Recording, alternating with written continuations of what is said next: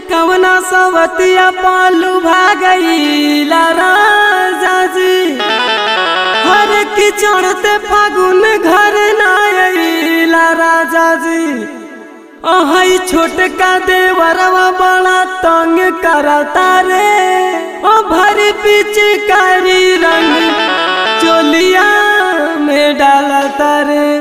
और देखी भैया यही भाव में एक जनी अपना साथी से कहता रही और कैसे कहता रही।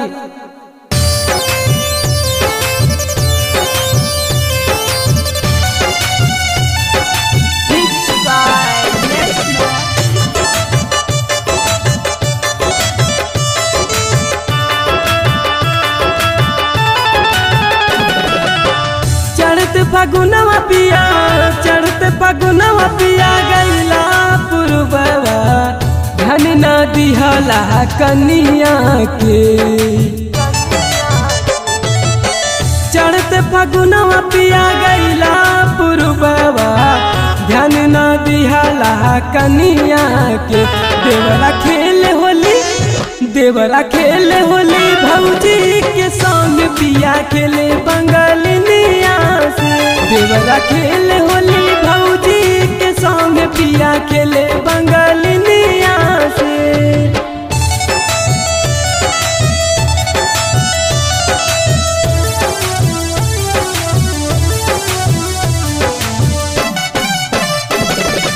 Music by Daruba Chauhan. हमरा से शादी के रखले सवतिया कितना बताई हमर का बदूर गतिया।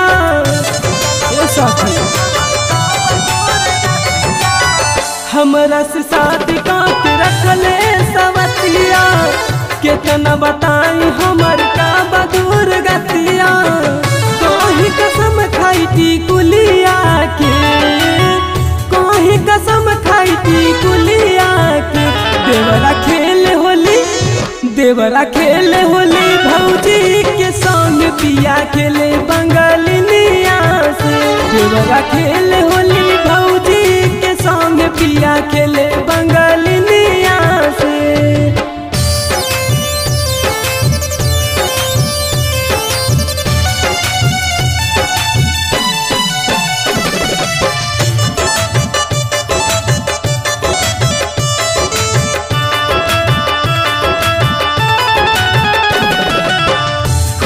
लगावे रंग हरियर का दूजे मार पिचकारी है बड़का।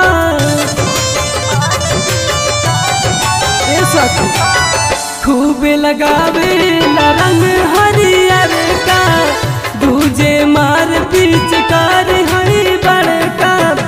तनी न लजाला भौजैया से, तनी न लजाला भौजैया से। देवरा खेले होली भौजी के संग पिया खेले बंगलिनिया से। देवरा खेले होली भौजी के संग पिया खेले बंगलिनिया से।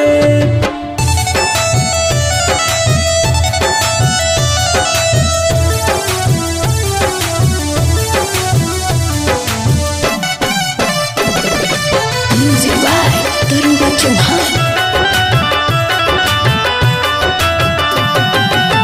सुनाए पियार जुनू कितना बचहकल देवरा कृष्णा के मनवा बाबा हकल।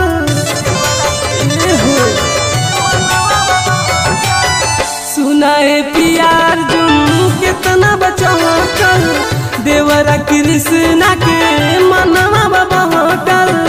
मजा ले लखूबे होलिया के, मजा ले लखूबे होलिया के।